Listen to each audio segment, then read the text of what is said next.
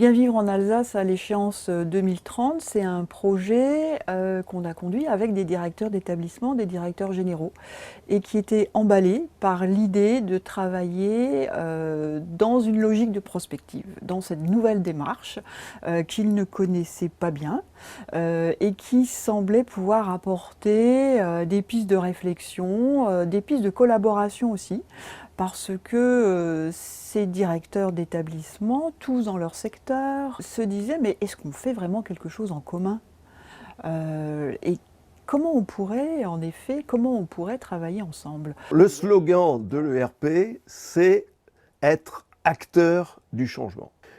Et c'est pour ça qu'à partir de là, eh bien, on travaille sur des scénarios pour voir les gains, la plus-value de l'intégration progressive de ces services spécialisés dans des plateformes de services très ancrées dans les réalités locales, qui vont chercher les ressources de la société civile, de l'environnement, des personnes, des familles, mais des institutions aussi, avec des acteurs du monde économique, des acteurs du monde culturel, des acteurs du monde du sport, du monde artistique, etc., etc.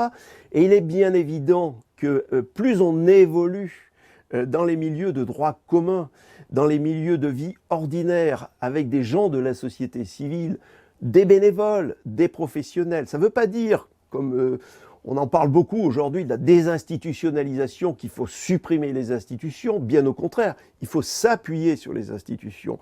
Mais il faut que ces institutions intègrent de plus en plus ces plateformes de services bien ancrées dans les réalités locales, qui profitent de toutes ces ressources, de toutes ces initiatives, de toutes ces solidarités citoyennes qui voient le jour de plus en plus dans tous les domaines de la vie. Le parcours, c'est pas de A à B, c'est pas dans mon dispositif. Il y a une remise en question parce qu'on est dans un environnement hyper complexe, parce que il y a de multiples acteurs et parce qu'il faut coordonner tout cela. Et je suis pas sûre qu'on soit très fort dans la coordination. Trouver les moyens d'assurer une fluidité des parcours aux personnes accompagnées, c'est une question tout à fait majeure. C'est une question qui est difficile.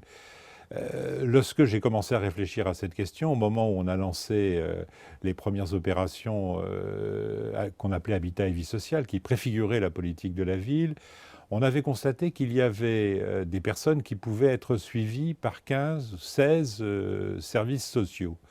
Donc je crois qu'il est indispensable qu'il y ait une appréhension plus globale de la situation des familles. Alors comment assurer ce travail de coordination? À mon avis, c'est difficile. Je ne vois qu'un élément, c'est l'approche territoriale. Alors, quand on dit dans la loi, dans les lois, qu'il faut une continuité des parcours, c'est bien l'idée que les personnes sont entre guillemets prises en charge, sans rupture, avec continuité, et cela se passe forcément, je dirais, dans un territoire, c'est-à-dire dans un territoire qui est un territoire qui permet l'organisation, mais peut-être aussi, et ça c'est pas automatique, dans un territoire qui prenne en compte la personne elle-même. Et donc, cette question de l'accompagnement, elle est en général assez bien appréhendée à l'intérieur d'un acteur, hein, ou à l'intérieur de l'organisation d'un acteur. Or, là, on va être de plus en plus dans une interaction entre acteurs, et là, bon, le travail social qui peut se mener chez chacun de ces acteurs, est-ce qu'il va être automatiquement organisé en continuité quand beaucoup d'acteurs interviennent? Donc là, il y a un vrai challenge. Donc on voit bien que le travail social se reconfigure, à la fois par rapport à cette ouverture sur la société civile, cette façon d'intégrer progressivement les milieux ordinaires de vie, les plateformes, les pactes territoriaux, ces nouvelles formes de démocratie sociale, etc., etc. Mais il y a aussi reconfiguration dans le rapport aux personnes accompagnées, avec une évolution et un rééquilibrage dans la façon façon dont chacun se situe par rapport à l'autre, au point que, et c'est une expérience que j'ai vécue au Québec, un jour j'étais dans un centre éducatif fermé qui accueille des jeunes délinquants multirécidivistes, et il y a un jeune qui s'est présenté à moi en disant « Bonjour, je suis assistant de recherche ». La revendication ou la demande de citoyenneté plus grande, de participation plus grande des personnes, bien évidemment complexifie le travail des acteurs sociaux. Mais moi, à mon avis, bon, passer, je dirais, une première étape d'assimilation, d'adaptation, elle peut être beaucoup plus valorisante.